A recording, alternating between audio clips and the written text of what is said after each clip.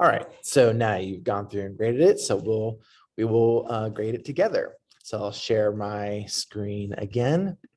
All right, so this first one, 3A, the textualization is done well. It's actually done during the time period. They talk about politics during the era, but the problems about the economies. They're talking about politics, the problems about the economy. So it's related, but it's not the same thing. It's not something you write about in the body paragraphs. So that would count for contextualization. And they have their thesis. Their thesis says that yet the economic situation of the country, while being accelerated on its original course, was not changed in any drastic fashion. The North remained an industrial and manufacturing economy, and the South remained an agrarian economy with sharecroppers instead of slaves. The railroads built during the Civil War to facilitate troop movements only solidified a northern economic dominance prevalent before the war. So here we have parts where they are in their thesis, in the answer there, in their right, for the reason that the answer they have, their claim is about continuity and change, and then making sure to identify that, right? So whatever the prompt's asking for, you want to match that as your way of working towards that that fifth point, the one about historical reasoning. And then they do a really good job here, and I'll mark it up with a box highlighter, a really good job here with their line of reasoning, the stuff about the railroads, the stuff about, and the stuff about also sharecroppers as well. So good, very good thesis. Scrolling down, they have some evidence. So first one is manufacturing guns. They tie this back. This supporting argument, it also works its way towards complexity because it explains how there's a shift in stuff, but it's still continuity. That's good. It's like kind of like on a spectrum, right? The continuity is there. It's not full 100% continuity, but there's some shift in things when it comes to war, but overall it's still continuity as far as the industry goes. It's just the what the industry's for has shifted a little bit post Civil War. Then they bring in more evidence about the abolition of slavery. So it's another third piece of evidence or second piece of evidence. And again, then they do a great job of connecting things back to their thesis. Then they bring in sharecropping as well. So another piece of evidence. And they tie everything back through the lens of continuity and change, right? So through such a system, Blacks were enslaved still and in all aspects but name. Their debt caused them to be perpetually unable to leave, and the prices for their crops designated by landowners were coincidentally always too low to pay for their supplies, let alone their debt or subsistence. Truly, they were as thoroughly enslaved as they had been before the war. The economic change thus inspired being purely nominal. So again, they identify evidence, abolition of slavery, and then sharecropping, and then at the end they explain those things. At the end, they bring everything back to the thesis. Then I saw some other things here that also some more evidence. They have a fourth piece of evidence here. Again, more evidence, the better. And here they're working their way towards complexity, where they kind of explain, how things like kind of change, but it's not a ton of change, right? That kind of stuff is working your way towards complexity, where you're not looking at things black and white, but kind of more of a gray area, a lot of nuance, a lot of like feeling, however, right? That kind of stuff. And then they,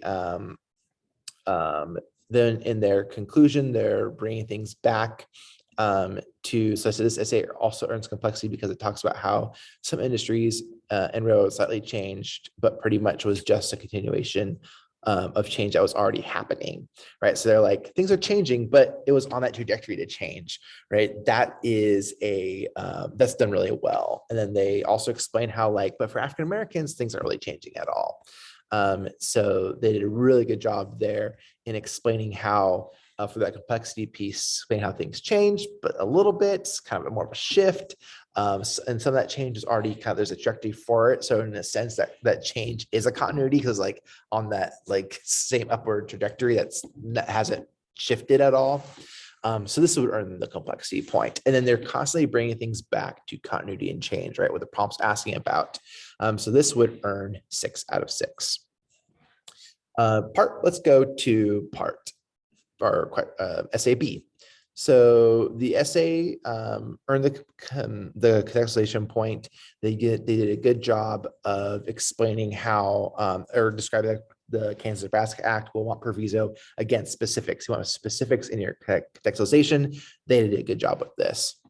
The next piece is the thesis. It's a good job. It addresses continuity and change. It has a line of reasoning.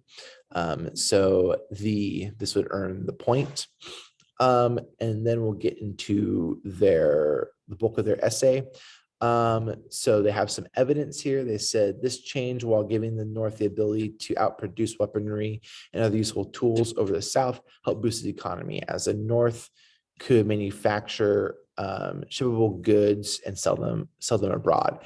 After the war ended, this level industry will integrate with the South, creating what was referred to as a New South. The growing industry boosts America's economy still to this day, but well into the 20th century as well.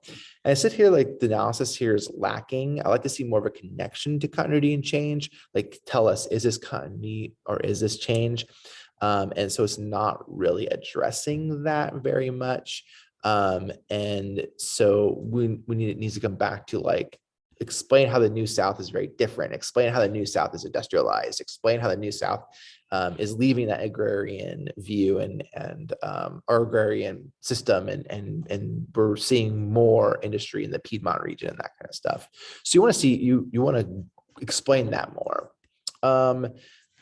This one also here, so another invention is stemming from the Civil War, is for the North, and the amount of industrialization is the creation and expansion of railroads, right? So they have railroads, they explain what railroads are. That is one of their evidence. They say this change fostered by the Civil War would extend until the 1900s with the invention of the automobiles. Again, so this is a better job of explaining, but doesn't really focus on change post-Civil War. It's kind of talking about the automobiles, and remember, you got to look at our time frame. This goes to 1900, and automobiles really aren't big until 1920 or so. So this change they're describing doesn't really fit into the dates. So you want to make sure it fits into the dates. And then the last piece here, like, while inventions push the American economy to grow and change, the Civil War also as a catalyst that changed the economic structure of the South. During the war, President Lincoln freed all the slaves in enemy territory with the Emancipation Proclamation, truly taking motion once the South surrendered and rejoined the Union. As slaves were now free, they generally required payment, so they had individual rights as citizens. This change, fostered by the Civil War, shook the South as now African Americans were workers, not slaves, and had to be treated as such. And again, this doesn't really address how this change is happening in this time period. We want to focus more on how the Civil War is a catalyst for change, and so need to explain more here about what life was like in the South after the Emancipation Proclamation. So overall, with this one, we need to see more about like what does that mean that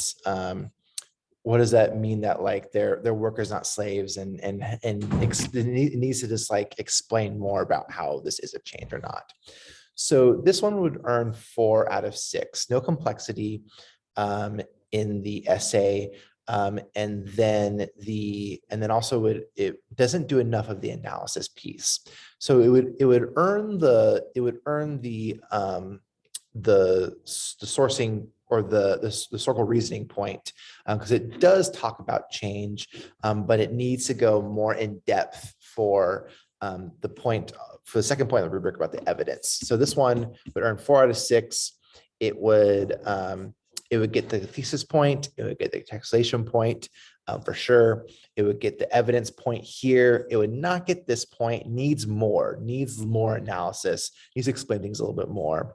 It would get this one because it does talk about this through the lens of continuity and change. Again, not really explaining the change enough would miss this point, but it would get this point because it is talking about change. And then it would not get the complexity point. So that would earn a 4 out of 6. If there are any questions about this kind of stuff, or we'll talk more about it on Monday, and I can go more detail. But yeah, have a great rest of your lesson with Amy. I think they're great sub, and so hope you have a good rest of your day, and I will see you all on Monday. Take care.